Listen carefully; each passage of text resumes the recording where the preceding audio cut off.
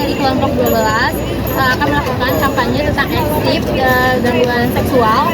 Jadi kita udah ada di Bundaran HI bersama aku Nabila, aku Tian, aku Ana. Jadi teman-teman jangan lupa tonton videonya sampai habis ya. Dadah guys, jadi kita mau campaign mana?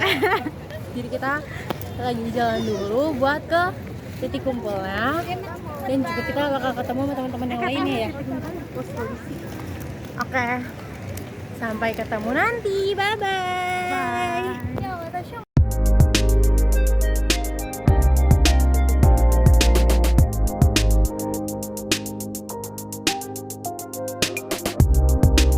Kita udah rame-rame di Tosari. Apa tuh Tosari, Kak? Halte. Jadi kita sembari jalan, yaudah deh. Dadah. Jadi kita mau ngapain nih? Kita mau campaign. Kita mau campaign tentang eksib. Jadi teman-teman, kita per kelompok bakalan campaign di Bundaran HI. Sekarang kita lagi masih ada di ASEAN. Tunggu teman-teman kita pada berkelompok gitu, pada datang gitu. Jangan lupa ikutin ya. Dadah. Jadi kita jalan lagi guys. Sekalian kita juga ingin mencari target atau narasumber kita. Oke guys.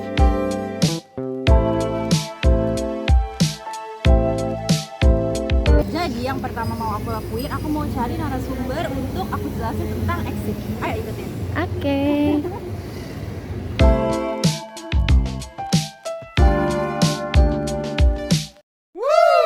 Ini Sabrina, nama aku Ian. Aku dari Cibuana jurusan psikologi semester 4. Di sini aku mau izin jelasin ke ibu tentang apa itu eksib biomasiwa. Tahu nggak sih ini?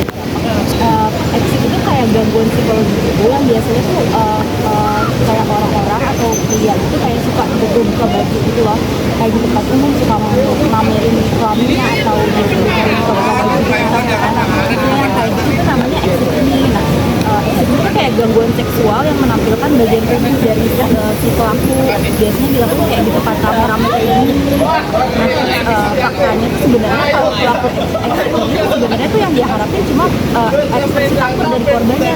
Kalau korbannya berarti malah dia tuh malah merasa kayak rendah diri gitu, yang kayak kok dia nggak takut sih, padahal saya udah bisa. Jadi tuh seharusnya kalau kita ketemu orang dengan gangguan kayak gini lebih baik kita tuh yang kayak iya apaan sih lu, kayak ngelawan gitu loh, supaya dia jadi kayak merasa rendah diri gitu, jadi nggak berani lagi. Nah terus penyebabnya itu biasanya akibat ketidakmatangan atau munculnya perilaku rendah diri itu, jadi kayak takut, malu, atau merasa tidak mampu berhubungan sama orang lain.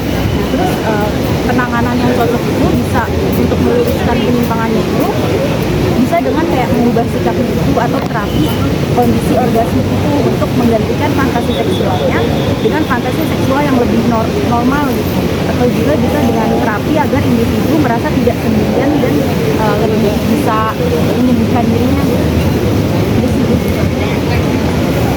Kasih Bu.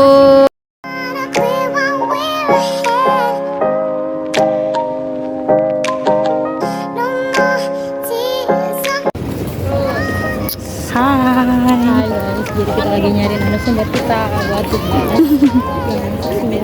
Let's go. Good luck. Yes.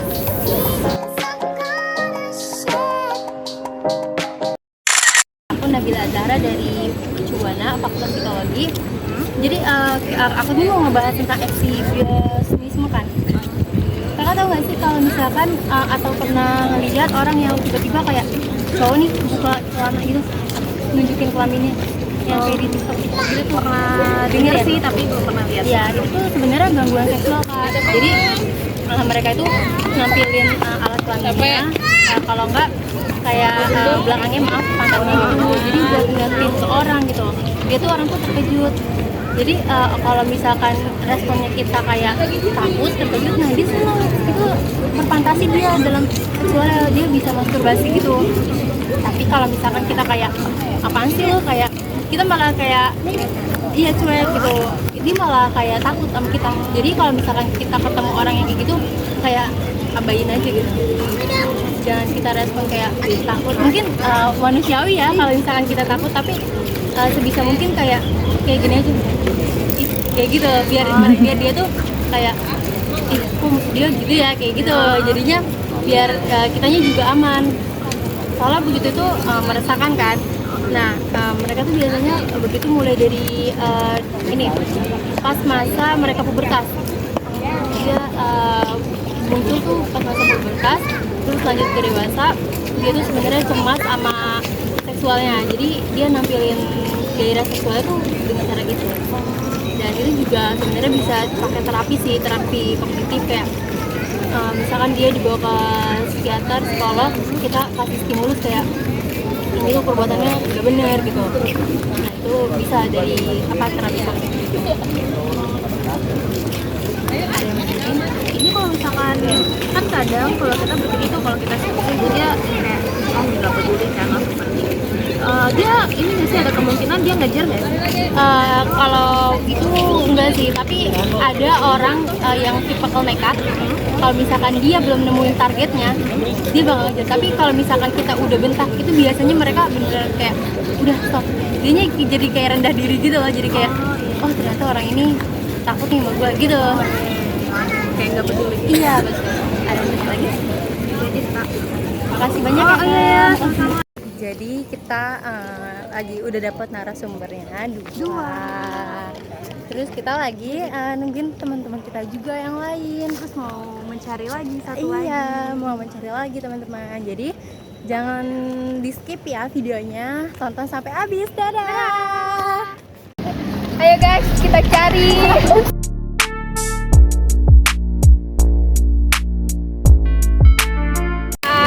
Perkenalkan, aku Nabila dan teman aku Hana. Kami dari Fakultas Psikologi Universitas Mercubuana. Ya pengen bikin ini nih campaign tentang gangguan seksual gitu. Ini sebelumnya kakak aku record ya buat di YouTube, boleh? Oke. Nih aku tuh mau ngejelasin nih tentang eksip. Jadi eksip ini tuh gangguan seksual. Kalau misalkan dia di tempat umum tuh dia tuh suka melepasin celananya gitu untuk menunjukkan alat kelaminnya. Nah biasanya tuh mereka tuh yang kayak gitu tuh ngelihat kita nih, misalkan pasti lah kita manusiawi ya kalau misalkan kita tuh kaget terkejut dengan kayak hal-hal yang kayak gitu. Jadi dengan kagetnya kita, dengan terkejutnya kita tuh mereka tuh malah senang, malah berfantasi gitu loh, malah mereka tuh bisa sampai masturbasi dengan respon kita. Tapi kalau misalkan responnya kita kayak ih apaan sih lu, nggak jelas banget gitu, kayak marah-marah atau ngabain, dia malah takut. Tapi kalau misalkan kitanya takut, terkejut, dia senang tuh, malah kayak makin-makin dia untuk bergairah gitu. Nah biasanya nih eksip ini tuh mereka tuh mulai dari masa pubertas. Jadi pas dia pubertas ke dewasa, terus dia memiliki gangguan mentalnya, terus dia cemas. Nah dia bergairah dengan seperti ini gitu kan, dengan menampilkan alat kelaminnya. Iya betul. Biasanya tuh nunjukin alat kelaminnya sama anak-anak yang masih sekolah, terus ke cewek-cewek juga.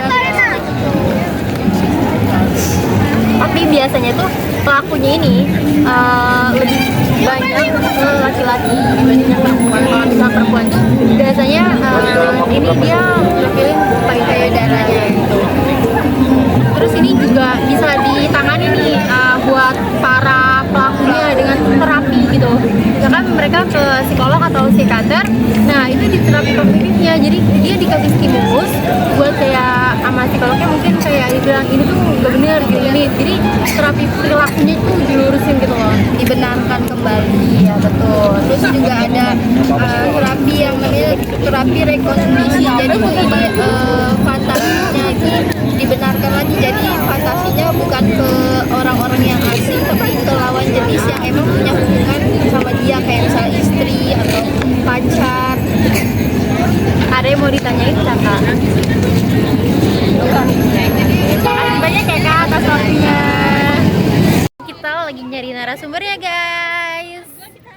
Kita mau jalan ke arah sana. Dadah. Oh iya guys, di sini kelompok 12 sedang berkolaborasi nih dengan kelompok 4 karena kami tidak sengaja bertemu di satu daerah yang sama guys.